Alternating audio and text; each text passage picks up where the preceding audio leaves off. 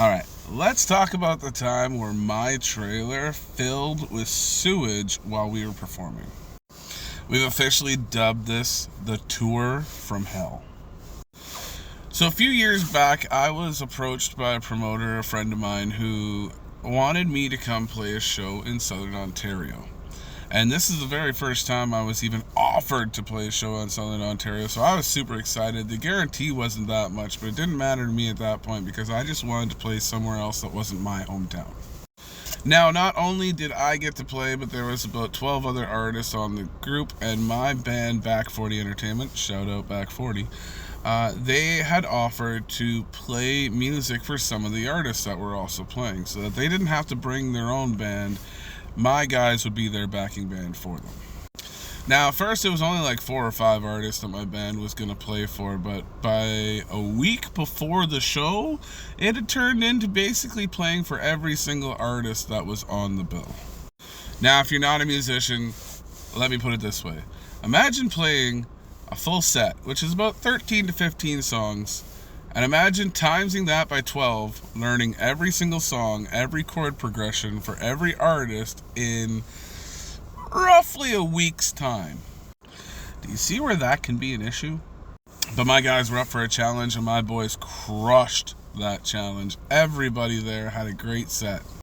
But this also means that my backing band literally had no time off. There was 15 minutes in between every single artist. So once you got off the stage, you had 15 minutes to get back on the stage. Not a whole lot of time to do anything, and this was for a 2-day period from beginning to end.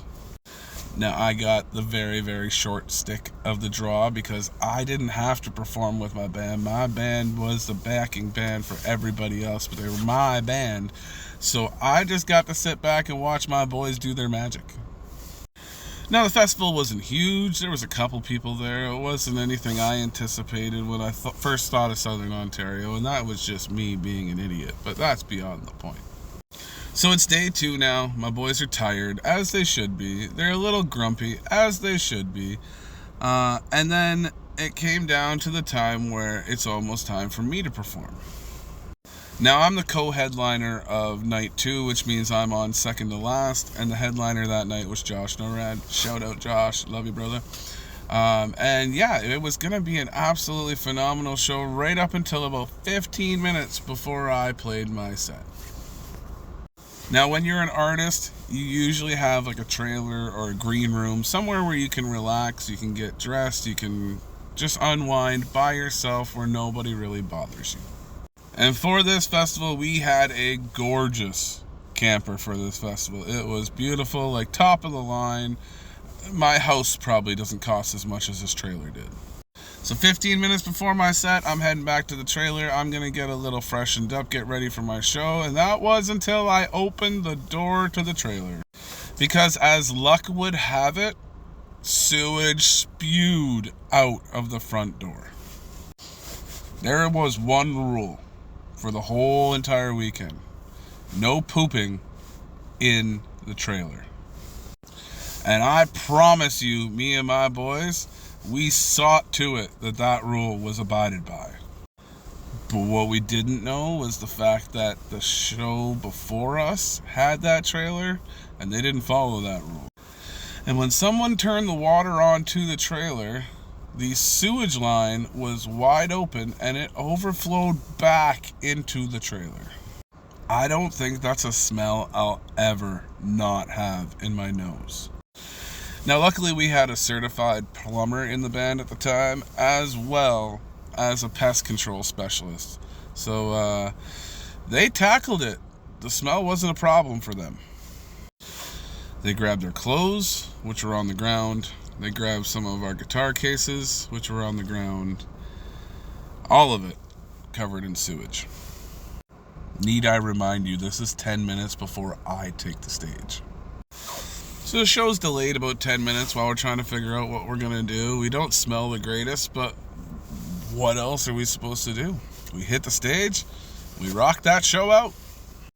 Now, shout out to the amazing people at the campsite. They set us up with a cabin there. It was beautiful. We were set up for the night. Everything was pretty decent. We were able to wash all the clothes and everything that we ended up getting soiled on, so that wasn't too bad. After our set, we chilled for a bit. We went to bed, woke up at 4 a.m. to head 20 hours down the road back home. By this time, we are drained, we're exhausted. Some of us don't even want to look at each other anymore, never mind talk to each other anymore. So it was quite the quiet trip in the morning.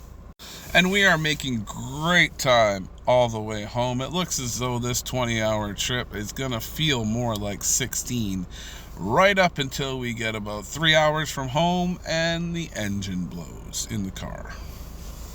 So 5 guys, 1 missus, are stranded on the side of the highway on Highway 1117 with a blown transmission and motor. We traveled 20 hours, played with 12 other artists, and I think we all got paid $200 each. And at the end of it, we were left with over an $8,000 bill for a vehicle, and one hell of a story to tell. In my 10 years being a country artist, that probably takes the cake for what's the worst that could happen.